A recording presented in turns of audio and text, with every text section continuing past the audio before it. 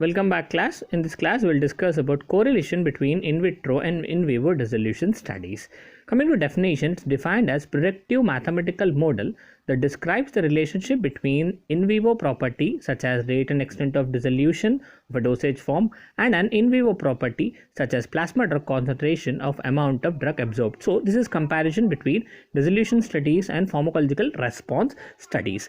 Coming to objective, the main objective of developing and evaluating the Ivivc studies is to enable the dissolution test to serve as an alternative for an in vivo viability studies in human beings. Into applications, there are three different applications. One is to ensure batch-to-batch consistency in physiological performance of the drug products by use of such in vitro values, to serve as a tool in development of new dosage forms with desired in vivo performance, to assist in validating or setting dissolution specifications, that is, the dissolution specifications are based on performance of product in vivo. Then we have two different approaches of developing IV-IVC correlations.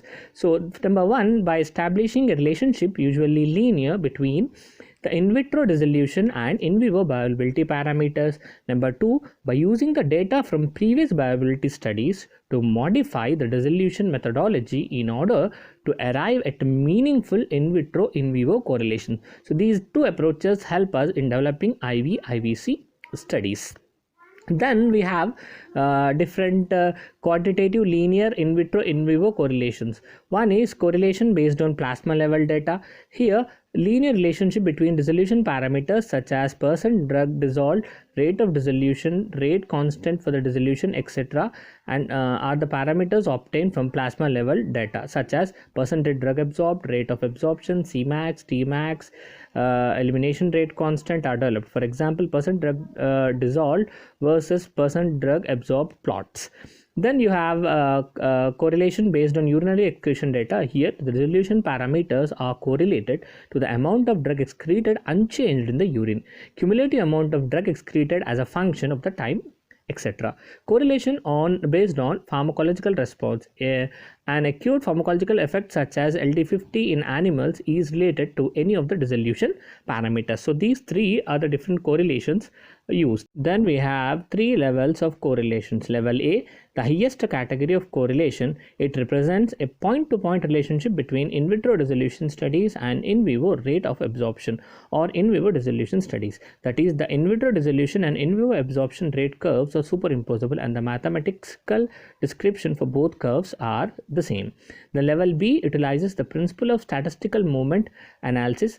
The mean in vitro dissolution time is compared to either the mean residence time or the mean in vivo dissolution time. However, such a correlation is not a point-to-point correlation since there are a number of in vivo curves that will produce similar mean residence time values. It is for this reason the one cannot rely upon level B correlations to justify changes in manufacturing or modification in formulations. Moreover, the in vivo data cannot be used for quality control standards at various time points. Then we have level C of correlations.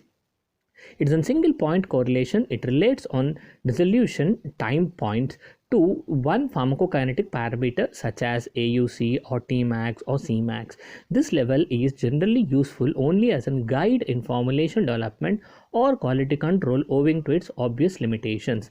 Multiple level C, it is correlation involving one or several pharmacokinetic parameters to the amount of drug dissolved. So students, we discussed about definition of IV-IVC correlation,